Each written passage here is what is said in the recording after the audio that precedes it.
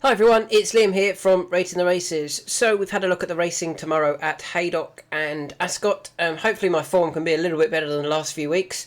It has been this week at Chester for sure.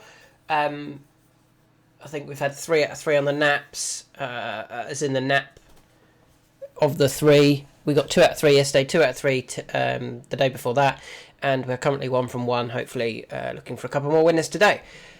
So let's have a look at the racing tomorrow. We've only got 4 races at the moment that I'm interested in. I will have another look a little bit later as well. So keep an eye out for something maybe on Twitter or X or whatever it's now called, of a horse or two that I may add to these.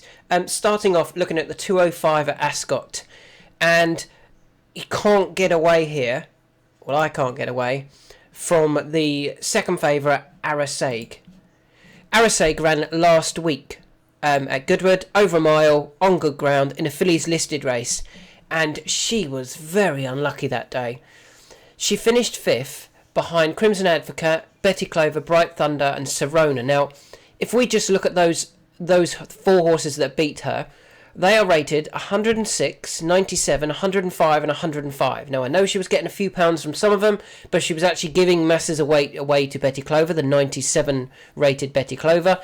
She was giving £13 to that horse. She was getting £3 from the 105 rated Serona, and she was carrying the same weight as Crimson Advocate and Bright Thunder. So she was probably running a very good performance to even go close to challenging. You know, she was probably running to a near 100 mark here. Now, she obviously didn't get the clearest of runs, and I feel that the Johnsons have gone, we need to turn her out quickly because she's clearly in great form. We were unlucky not to win that listed race. Let's run her in a handicap. So they've actually dropped her into a handicap. Having, as I've suggested, that maybe she ran to a mark of around 100, and she gets to run in this handicap off a mark of 94, so she only went up a pound for that effort when 5th. If she had won that, she'd have probably gone up £10. If she'd finished 2nd, she'd have probably gone up 7 or 8. So the fact that she's only gone up £1 for that. Charlie Johnston has got Callum Shepherd to ride again. He's probably, it's probably said to him, or will say to him, we'll make amends here. I'm really surprised that Arasaig isn't favourite yet. I know Rainbow's Edge could be very unexposed and hugely progressive. Hasn't had the run. Arasaig has. All of the other rivals, apart from the big outsider, Finchal Luas, have had a run. And it's possible that Rainbow's Edge might have bigger plans down the line and might not be fully tuned up for this, whereas we know Arasaig is definitely going to be ready. If they go a good enough pace and she can sit in behind and pick up like she was going to at Goodwood, then I think she takes all of the beating here. Back into a handicap, having been beaten in a listed class last time out. She's 5-2. I think she'll end up going off favourite. And if it's all about whether Callum gets a clear run, and at Ascot he really should get a clear run. Moving on to the 240, the feature race of the day, the Victoria Cup. I like 2 in this race, and they're both relatively short in the betting, to be fair. They are, let's have a look at what current prices they are.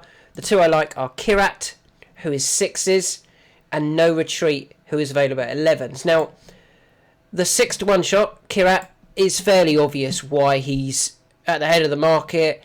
Finished 2nd last time out in a listed race. Had previously ran a really good race in the Challenge Cup behind Volterra. Off a mark of 97. Is only up £2 for that. Up to 99. The horse has been knocking on the door many a times. Including when 6th in the Britannia Stakes. Ran a really good race. 5th at Newmarket in the Bet365 Mile. Plenty of really good form to his name. And he's now returning back to 7 furlongs, having been tried over a mile and just a little bit further than a mile on his last start at Nottingham. I feel the 7 furlong trip is his trip, and actually, if we look at his 7 furlong form, it actually reads 1, 2, 1, 1, 2. Clearly, very, very good over 7 furlongs. I think he's going to take all of the beating if he's ready to run. He hasn't run for, what's that saying? 192 days. That would be my only concern about him. But I think, being the Victoria Cup, they'll have him ready for this. I think he's going to run a really big race.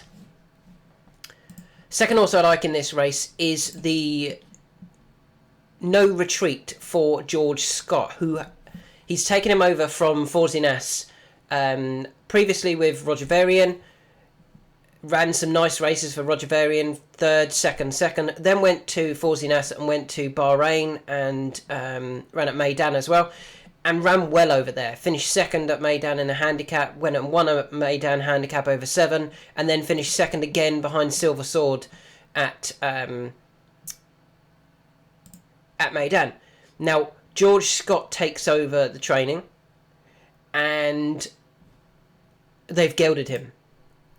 I think they're both very big positives. George Scott is very good with his horses that he takes over, and the gelding, the trainer's very good when he gelds his horses. They do seem to run really big races. Now, he went off favourite last time out for a race at, only back in March, so it's not that long ago, 64 days. Went off favourite, finished second, probably too far, dropped back to the correct trip, back to 7, good to firm ground is not an issue. He won on good to firm at Meydan. So many positives, to be honest, about this form, plus the positives of the gelding and the moving to George Scott. They won't be coming here as we'll try here and then we'll go and see what else we can do. They're coming here to try and win this race straight off, win a feature handicap and see how far they can go with him. I like this horse. I think both of my selections in this race are going to run really big races. No Retreat and Kirat. Hopefully, obviously we've got Callum Shepherd on board in the first race. Hopefully he's won that and he goes into the 240 in high spirits and riding full of confidence. I think he will ride. He'll go very close again on No Retreat. Kirat's layoff is the only negative really about Kirat. I don't really have a negative about No Retreat, to be honest. I think he's going to run a really big, solid race, and maybe if you were just picking one out of that race, it'd be No Retreat. We then move on to the 3:15 at Ascot, the 1 mile, just shy of 1 mile 4 handicap, and the horse I like here is Mighty Bandit. Now, Mighty Bandit actually has 1 3/4 lengths to find with a Fireblade, who won last time out at Leicester. Now, if we actually load up the odds for this, Fireblade, who won the race, is currently 5s and 11-2. Mighty Bandit, who was 4th but not beaten that far, is 8-1. Now, Mighty Bandit ran off 82, gets to run off 82 again. Fireblade won off 80, goes up to 85. That's probably too much anyway. I feel that might be, too much for Fireblade to overcome with the £5. So we're £5 better off for not a lot of distance between Mighty Bandit and Fireblade. Fireblade went off 11s, Mighty Bandit went off 11-2, probably suggesting that Mighty Bandit was more fancied that day, or he was more fancied that day, and he hadn't had the run. Mighty Bandit has now had the fitness run. Fireblade had already been out that season,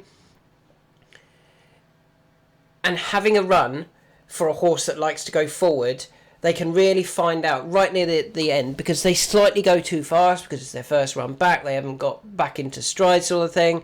They go slightly too fast and they do feel it late on. And that's probably what cost him his last the two positions late on, from finishing second to finishing 4th.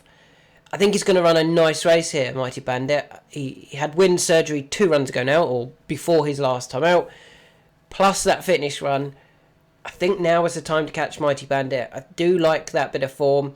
Previously, before that, his efforts were good over this sort of trip. He did try going over 2 mile at Chepstow in a handicap hurdle. That didn't work, so they've come back to the flat. But I like his third to Hutchence just a few runs ago.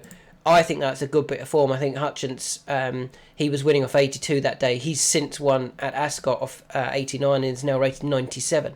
So finishing third behind him I thought was a good bit of form. He's going to be relatively prominent throughout.